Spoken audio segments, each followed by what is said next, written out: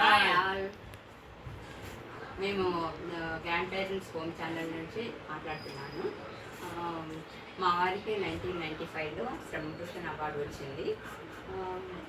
ఇదే ఆయన అవార్డు తీసుకుంటున్న ఫోటో. పివి నరసింహారావు ప్రైమ్ మినిస్టర్గా ఉన్నప్పుడు ఈ అవార్డు ఇచ్చారు. ఇది చాలా ప్రెస్టీజియస్ అవార్డ్.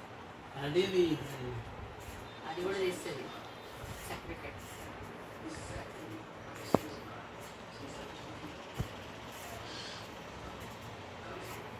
ఇప్పుడు మా వారు ఆ అవార్డు ఎలా వచ్చిందో మీకు ఎక్స్ప్లెయిన్ చేస్తారు. నేను ఎన్ఎఫ్సిలో పనిచేస్తుంటాను. మెయిన్ ఏంటిదంటే ఆర్ట్ ఏరియా నాది సెక్షన్ అన్నట్టు. అక్కడ ఏంటిదంటే జర్కోనియం ఉంటుంది కదా, జర్కోనియం ఏరియా స్టేజ్ లోపల స్క్రాప్ జనరేట్ అవుతుంది. సో ఆ స్క్రాప్ చాలా కాస్ట్లీ. కేజీ ఆ రోజు లోపలనే 6,000 రూపీస్ పర్ కేజీ దాని కాస్ట్.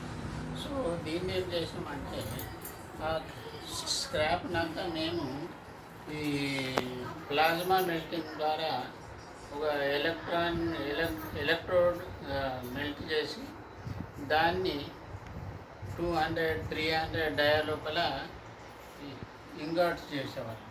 ఆ ఇంగోట్స్ నుండి మరి తర్వాత మేము ఎక్స్ట్రూషన్ చేసి పైపులు, రాడ్స్, తర్వాత షీట్స్, సో వేరియస్ కాంపోనెంట్స్ ఎన్ఎఫ్స్కి తయారు చేసేవాళ్ళం.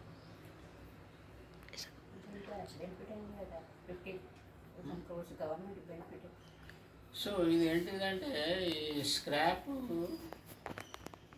2 ప్రాబ్లమ్స్ వచ్చినాయి. ఈ స్క్రాప్ ఏమి బయట అమ్మనికి వీల్లేదు, ఎందుకంటే రేడియేషన్ అన్నట్టు. అది ప్రిజర్వ్ చేయాలంటే కూడా ఒక పెద్ద ఎవరెస్ట్ శిఖరంలాగా అయిపోయింది ఎన్ఎఫ్సిలో. సో దాన్ని ఏం చేసినామంటే మేము రీసైక్లేషన్ చేసి మళ్ళీ ప్యూరిఫికేషన్ చేసినాం అన్నట్టు. దాంతో గవర్నమెంట్కు పర్ మంత్లీ 2 crores ప్రాఫిట్ వచ్చింది. అందుకని నాకు శ్రమభూషణ్ అవార్డు ఇచ్చారు.